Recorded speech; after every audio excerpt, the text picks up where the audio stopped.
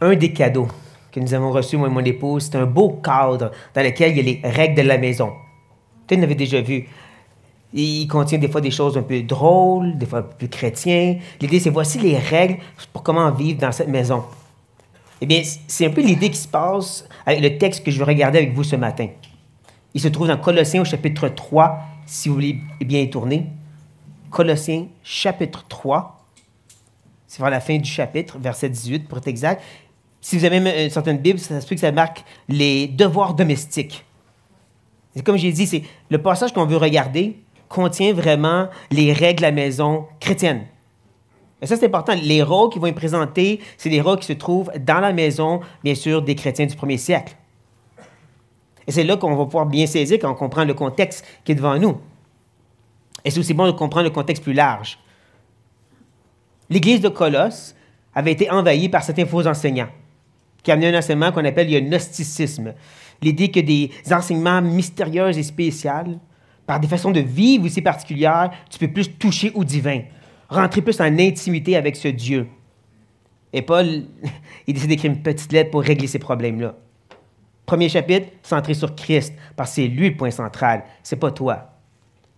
Pour ça que Colossiens chapitre 1 contient un des plus beaux passages christocentriques de toute la Bible, 15 à 20. Et ensuite, au chapitre 2, c'est cette identité que nous avons en Christ. C'est comme ça que tu rentres en contact avec le divin. Même Paul va attaquer certaines des expériences que les gens voulaient prôner ou des efforts plus légastiques par lesquels tu peux être accepté par Dieu. Il dit non, c'est Christ. Et ensuite, il prend les gens qui sont en Christ, puis il les amène où est-ce que Christ est présentement. Chapitre 3, ils sont dans les cieux avec lui. Ça, c'est votre réalité. Donc, vous devez vivre comme si c'était le cas. Vous mettez à mort le péché, vous revêtez les caractéristiques de Christ, mais ça, c'est un appel plus général, pour tout le monde, pour nous et vous. C'est là qu'il va reprendre le relèvement un peu, puis commencer à parler de cette idée que vous devez être vraiment rempli de la parole, qui est un peu comme l'idée d'être rempli de l'esprit, dans Éphésiens. Même que Éphésiens et Colossiens sont des épées de sœurs. Colossiens, c'est la petite sœur. La sœur plus condensée, si vous voulez. Mais donc, rempli de la parole, rempli de l'esprit, et c'est là qu'il va commencer à discuter sur des rôles plus spécifiques. Comme je dis, la vie dans la maison chrétienne, la vie typique pour chaque chrétien. Et qui va nous présenter donc le rôle de l'homme et la femme, et ainsi de suite, ainsi de suite. Mais tout dans le contexte de la réalité de qui tu es en Christ, et comment ça se vit dans la vie de tous les jours maintenant, dans nos maisons. Comme je dis, il faut garder ça en tête pour comprendre le texte qui est devant nous. J'espère que vous comprenez. Oui? Non? On ne se souvient pas, peux-tu recommencer? Je ne peux pas recommencer, je n'ai pas de temps. Mais ce qu'on veut faire, c'est lire le texte premièrement. Donc, je commence au verset 18 et je me rends jusqu'au chapitre 4, verset 1. Femmes, soyez soumises à vos maris, comme il convient dans le Seigneur. Maris, aimez vos femmes et ne vous aigrissez pas contre elles. Enfants, obéissez en toutes choses à vos parents, car cela est agréable dans le Seigneur. Pères, n'irritez pas vos enfants, de peur qu'ils ne se découragent. Serviteurs, obéissez en toutes choses à vos maîtres, selon la chair, non pas seulement sous leurs yeux, comme pour plaire aux hommes, mais avec simplicité de cœur, dans la crainte du Seigneur. Tout ce que vous faites, faites-le de bon cœur, comme pour le Seigneur et non pour des hommes. Sachant que vous recevez du Seigneur l'héritage pour récompense, servez Christ, le Seigneur. Car celui qui agit injustement recevra selon son injustice. Il n'y a point d'acception de personne. Maître, accordez à vos serviteurs ce qui est juste et équitable, sachant que vous aussi, vous avez un maître dans le ciel. Merci Seigneur pour ta parole. Donc, comme j'ai dit, qu'est-ce qui est devant nous? C'est vraiment les différents rôles qui existent dans la maison. Et on peut vraiment voir qu'il y a une sorte de balance mutuel entre. Tu as la femme, tu as le mari, tu as les parents, tu as les enfants, tu as le maître et les esclaves. Et il commence par le noyau, le rôle de la femme et le mari. Et c'est intéressant qu'il commence par la femme et non l'homme, parce que c'est l'homme quand même qui est le chef de la maison. Et je ne dis pas ça parce que je suis macho, la Bible dit. 1 Corinthiens 11, l'homme, c'est la tête de la femme comme Christ est la tête de l'Église. Pourtant, il commence avec la femme. Est-ce possible qu'on peut voir la femme comme la colonne vertébrale, c'est la tête, c'est l'homme, c'est la tête? C'est qui vraiment aide à soutenir le bien de la maison? Si vous regardez dans Proverbe 31, vous savez de quoi je parle. Ça vraiment présente une femme qui est la colonne vertébrale de tout le fonctionnement de la maison. Hein, pas juste le petit bébé, aussi tout ce qui fonctionne avec la maison, c'est elle qui s'en occupe. C'est ça que Paul avait en tête quand il dit justement dans le titre qu'on doit enseigner aux femmes d'être justement ces bons chefs de la maison. Tristement, Luc II le traduit par être une aide domestique, mais c'est vraiment celle qui gère la maison. C'est ça l'idée du mot grec. Et donc, est-ce possible que c'est pour ça que Paul parle justement aux femmes, premièrement, parce que c'est eux qui sont la colonne, qui vont soutenir le tout. Mais qu'est-ce qu'il fait aussi, c'est à ne pas négliger, il s'adresse directement aux femmes.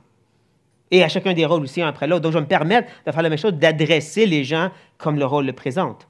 Non pas dans mon autorité, mais celle de la parole, et dire, mes sœurs mariées, vous êtes appelées à vous soumettre à vos maris.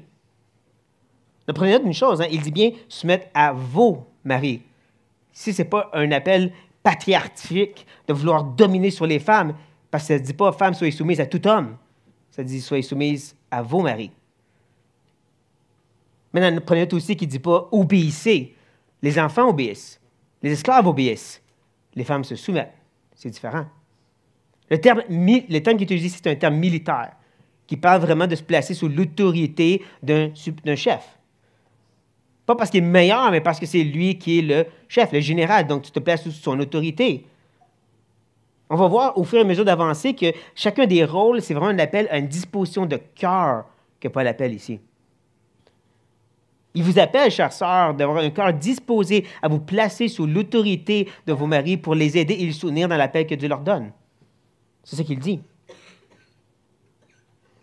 Et c'est pour ça que c'est dangereux de commencer à vouloir chercher les limitations.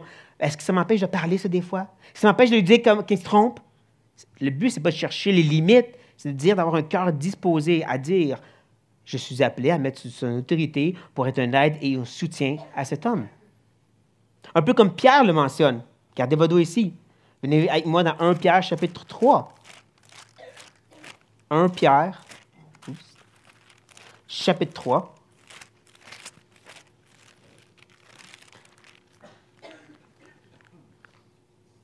On va voir dès le verset 1. Femmes, soyez de même soumises à vos maris, afin que, si quelqu'un n'obéisse point à la parole, il soit gagné sans parole par la conduite de leur femme, en voyant votre manière de vivre chaste et réservée. Ici, vous voyez que le contexte est vraiment une situation un peu plus difficile. Le mari agit comme et peut-être même pas sauvé. Pourtant, l'appel, c'est quand même, mettez-vous sous son autorité et était un aide pour cet homme. Vous allez gagner non pas par vos paroles, mais par cette soumission. C'est ça qui est l'idée présentée ici par Paul quand on retourne dans notre texte de Colossiens. Oui, mais moi, je vais faire des grandes choses pour Dieu. Je veux servir le Seigneur d'une façon extraordinaire. Et c'est pour ça qu'il faut continuer à lire le texte comme il convient dans le Seigneur. Le mot « convient » parle vraiment ici d'un standard. Le standard que Dieu met devant vous, mes chères sœurs, c'est de dire « Soumettez-vous à vos maris. Disposez vos cœurs à vous mettre sur l'autorité et la direction et l'aide pour vos maris. Tu veux me servir, tu veux faire des grandes choses pour moi? » C'est ça, le Seigneur dit. Ça va un peu à l'encontre de la culture même chrétienne de nos jours, mais c'est Dieu qui parle. OK, Martin, on a compris. Peux-tu aller vers les hommes maintenant? Oui, correct, on se tourne vers les hommes. Oh non, il va quand même. Verset 19 nous dit, « Marie, aimez vos femmes. » Vous comprenez que c'est le mot « agapé », c'est le mot d'engagement, d'obligation. Et c'est là qu'on va avoir un peu d'aide de la part d'Éphésiens. Gardez votre doigt ici. Reculez dans Éphésiens, au chapitre 5, bien sûr. Où est-ce que Paul va développer un petit peu plus cette idée de « Marie, aimez vos femmes ». Il commence au verset 25.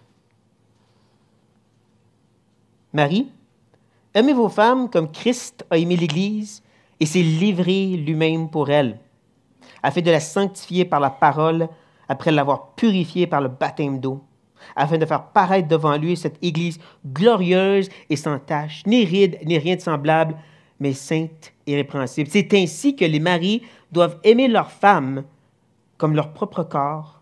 Celui qui aime sa femme s'aime lui-même. Vous devez aimer comme Christ aime et s'est livré pour son Église. Enlevez de votre tête ici l'idée d'Hollywood. Ah, c'est de se battre contre des méchants pour défendre ma femme jusqu'à la mort. Ça n'a pas rapport. En réalité, la mort qu'il demande ici, Paul, est beaucoup plus grande que de mourir contre des intrus. C'est de mourir à soi-même tous les jours. C'est de s'oublier totalement et complètement et dire, mon bien, c'est de lui faire du bien. C'est de prendre soin d'elle. Donc, quand on revient ici, on voit que Paul va dire justement, il va ajouter un commandement négatif. Et ça, c'est intéressant. Pour les rôles des hommes, encore et encore, quand on va revenir, on va voir, c'est avec un commandement négatif rattaché au commandement positif. C'est le seul qui l'a. Tous les autres ont des commandements juste positifs. Les hommes, ils ont aussi un aspect négatif. Tu sais que Paul connaît les cœurs des hommes plus qu'on s'imagine. Hein? Il dit, ne vous aigrissez pas, ne soyez pas irrités contre elle. C'est facile de dire, je me suis engagé d'être un bon mari, mais de laisser nos cœurs devenir irrités, dérangés, frustrés, de manquer cette affection profonde qui dit, je aime avec mon cœur aussi. Il n'a pas dit, non, ça ne marche pas, ça. C'est pas juste, je suis engagé, puis je suis un bon gars, puis je pourvois à la famille. C'est ton cœur est investi. Tu ne te laisses pas venir irriter, déranger, mais tu le fais avec une pleine affection d'amour aussi. Oh, ouais. C'est un bon rappel, donc, pour les futurs mariés. Hommes, c'est ça, votre commandement.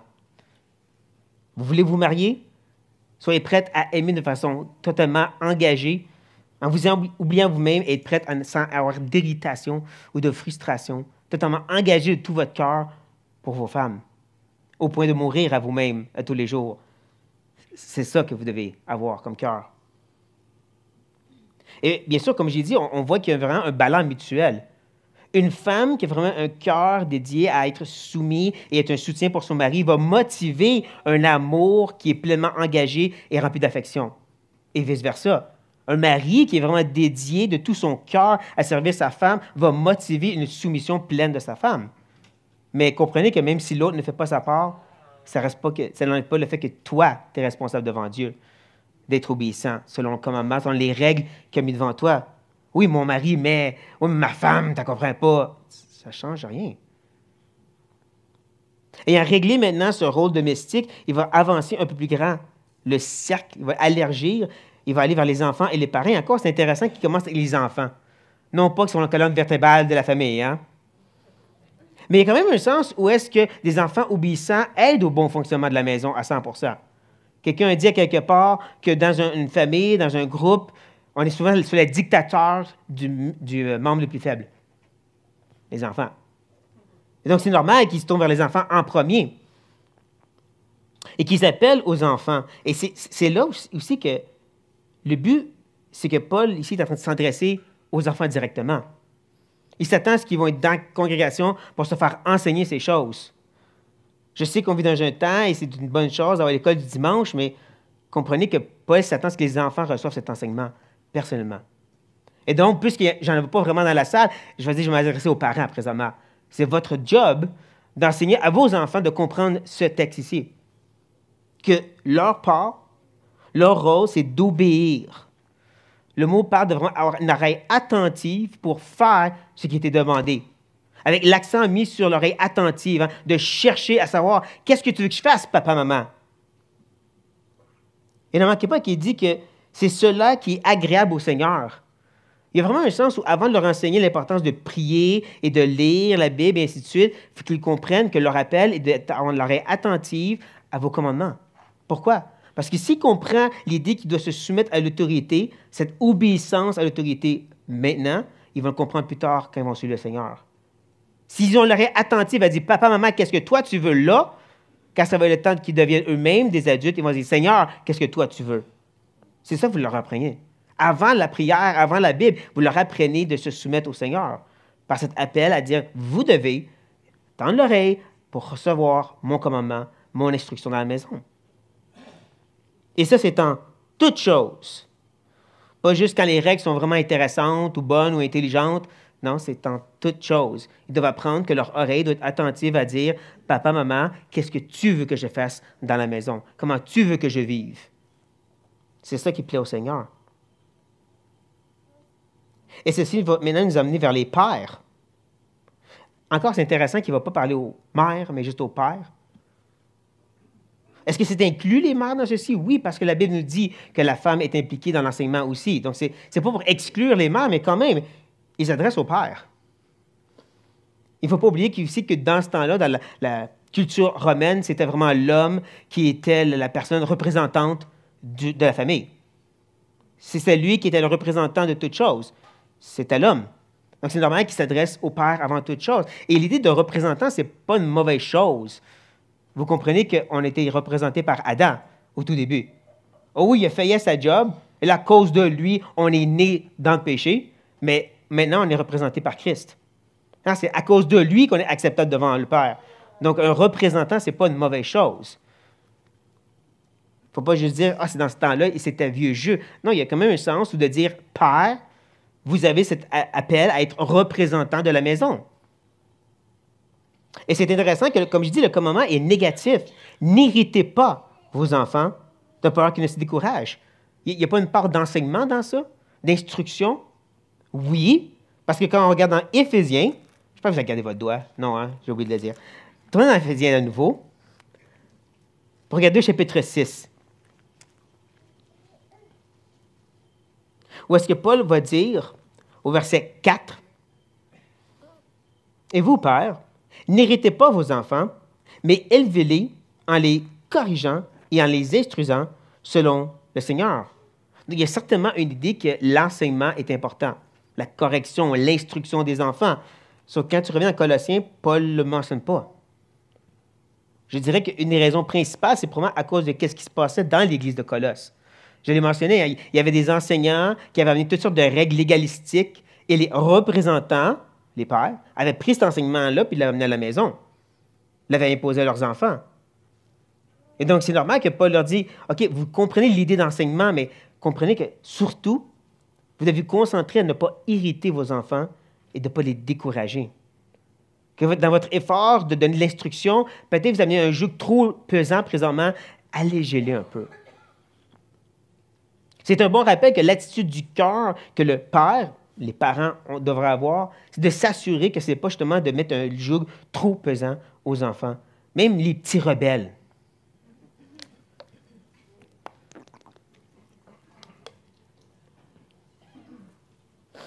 Et je dirais qu'encore ici, il y a vraiment un appel d'entraide mutuelle.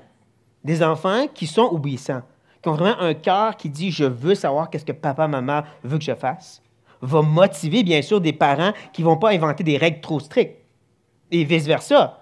Des parents qui font vraiment attention aux règles qu'ils imposent à leurs enfants vont motiver des enfants un cœur qui dit « je veux savoir qu'est-ce que papa, maman veut de moi ». Parce que ce qu'il m'apporte est bon. Mais encore, ça ne veut pas dire que tu es justifié si l'autre ne fait pas bien sa job. L'enfant reste quand même obligé, devant le Seigneur, d'obéir en toutes choses les parents. Et de l'autre côté, même si tu as des enfants bien rebelles, tu es appelé à amener une certaine règle et instruction qui ne va pas justement les décourager, qui ne va pas les irriter. C'est des grandes demandes que Dieu met devant nous. Mais c'est important. Ceci va maintenant nous amener à la section la plus longue, celle des serviteurs ou esclaves. Là, on peut se poser la question, pourquoi que la section la plus longue s'adresse aux esclaves? Une des premières réponses, ce serait le fait que la majorité des chrétiens dans le premier siècle, c'était des esclaves. En grande partie, la religion chrétienne s'est répandue parmi les esclaves. Donc, c'est normal que la majorité des gens, qu'ils soient père ou mère, étaient probablement des esclaves. Donc, c'est eux qui ont besoin d'être adressés sur la vie qu'ils devraient avoir. Et c'est pour ça qu'il faut aussi faire très attention de prendre l'enseignement qui est donné ici et de vouloir l'amener dans un autre monde maintenant et dire ça, c'est comme les employés et les employeurs. Ouais, non, c'est pas la même chose. Il y a certainement une part où est-ce qu'on veut des bons employés, mais ici, c'est les rôles domestiques dans la maison. La majorité des esclaves vivaient avec la famille et certains même venaient être adoptés par la famille, faisaient partie de la famille aussi. Donc, on ne parle pas de travailleurs. Moi, je ne suis pas adopté par mon boss. Et encore plus, je ne suis jamais appelé à obéir en toutes choses à mon boss. Ça, c'est maître et esclave. C'est une relation qui est différente et c'est important de le reconnaître. Comprends, Martin? OK, c'est bon, mais je n'ai pas d'esclave et j'en suis pas un moi non plus. Qu'est-ce qu'on fait maintenant? Bonne question. Je ne sais pas qui l'a posé, là, mais bravo. Rappelez-vous qu'on fait partie de la grande maison de Dieu. N'est-ce pas? On est tous membres de sa famille. Il y a vraiment un sens que la meilleure application du texte, c'est de reconnaître qu'on est des esclaves du Maître, tous et chacun. Et encore plus que ça, on est des esclaves les uns des autres. Rappelez-vous comment Paul commence le passage dans Éphésiens? Il commence en disant « Soumettez-vous, hein, disposez vos cœurs à vous mettre sous l'autorité de les uns les autres. » Ça, c'est une meilleure application du texte qui va être devant nous. Mais encore plus que ça, dans Philippiens. Je fais beaucoup tourner ce matin, je suis désolé. Bon, Philippiens. Philippiens chapitre 2. Et là, je vous dis, gardez votre doigt dans Philippiens chapitre 2.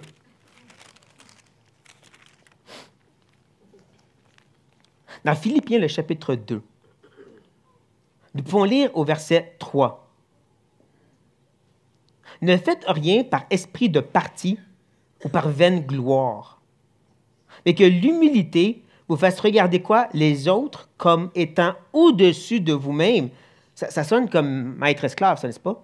« Que chacun de vous, au lieu de considérer ses propres intérêts, considère aussi ceux des autres. » Ça, je trouve que ça s'applique très bien à notre texte qui est devant nous. Comme j'ai dit que dans la grande maison de Dieu, on est appelé à cette sorte d'esclavage les uns envers les autres. Et donc, non, je ne suis pas en train de dire qu'on peut être des employés comme on veut. Allez pas dire à Simon ça, il est juste là, il écoute aussi. Non, mais n'empêche, l'application principale, c'est vraiment ces relations entre nous. Ou est-ce que oui, on est appelé en tant qu'esclaves, les uns aux autres, nos maîtres de la chair, d'obéir, d'avoir un cœur, une oreille attentive en toutes choses, les uns pour les autres. De vraiment rechercher à savoir comment je peux servir l'un l'autre. Non, pas seulement sous leurs yeux, comme pour plaire aux hommes. Pas juste d'une façon qui est visible, dont on peut voir, regarde comment j'aide lui, ou elle, ou eux autres. Mais il dit avec une simplicité de cœur. Le mot ici parle de pli. C'est comme on plie une feuille. Ça parle de vraiment replier et refouler certaines des émotions. Je sers extraordinairement à l'extérieur, mais ici, je suis rempli d'irritation, frustration, dérangement contre ce frère ou cette sœur que je suis en train de servir. Il n'y a pas de place pour des plis, en d'autres mots, dans ton cœur. Parce qu'encore, il ajoute dans la crainte du Seigneur, en cette révérence, ce tremblement devant celui qui peut sonder les cœurs, qui voit combien de plis tu es en train de faire dans ton cœur contre ce frère, contre cette sœur, contre ce maître qui est devant toi. Il sait, il voit.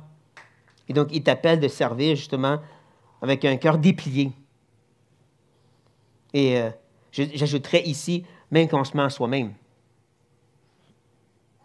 Tu sais, quand on finit par exploser une situation, vraiment, on est frustré, on est dérangé, on dit, voyons, pourquoi la situation m'a fait exploser? C'est pas la situation.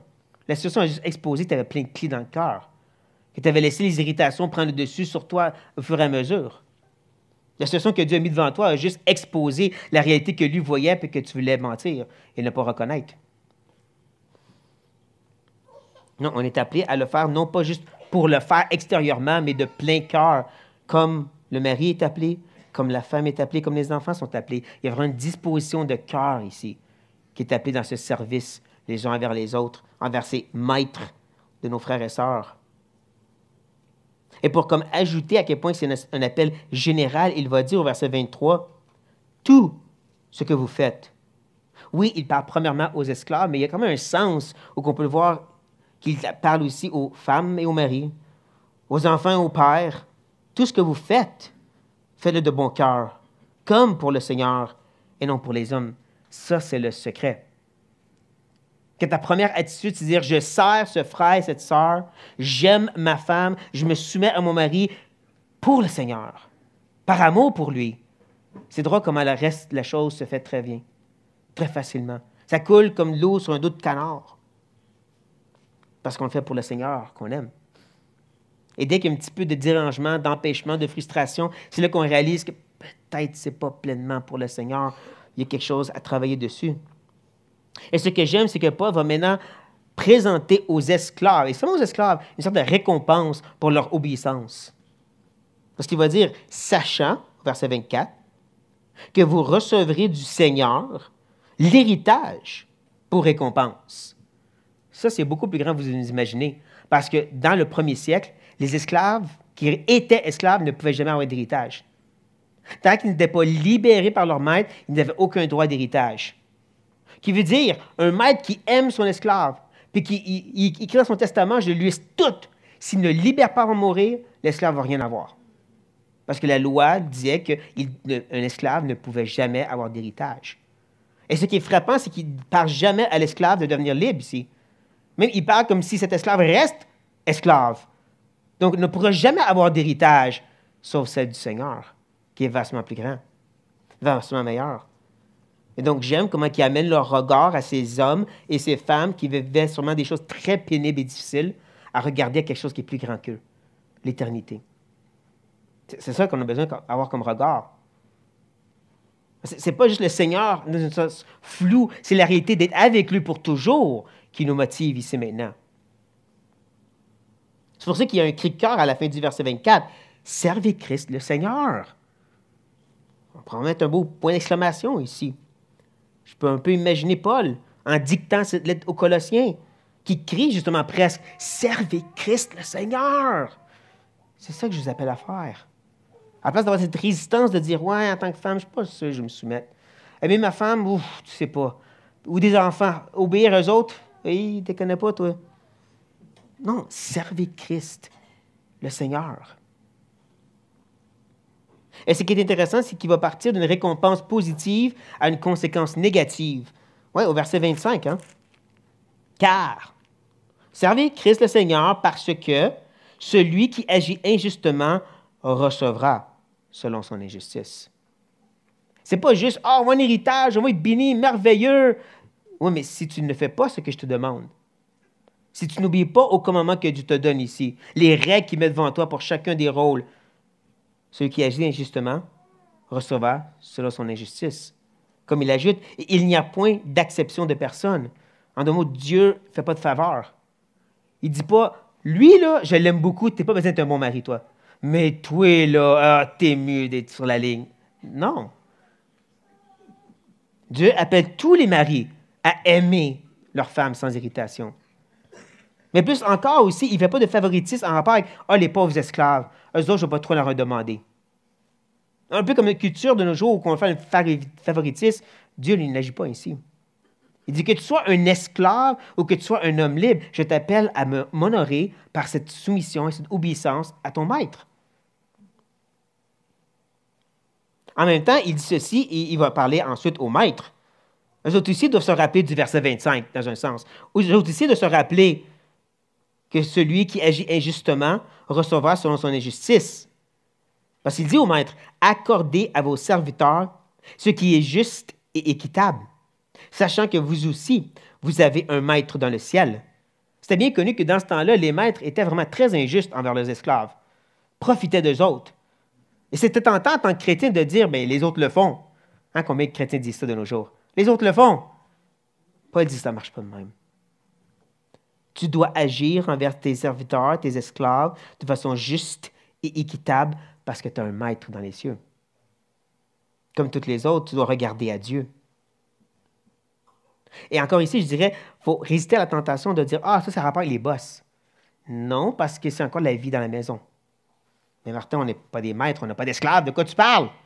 Bonne question, encore une fois. Mais un petit peu irrité ici, je n'ai pas aimé ça.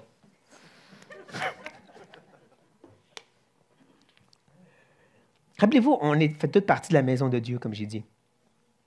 Qu'on est vraiment appelé donc à suivre ces règles dans la maison de Dieu. Et il y a vraiment un sens qu'il y a une autorité aussi dans la maison de Dieu. Et là, pensez pas juste à Simon ou à d'autres pasteurs. Le maître Simon.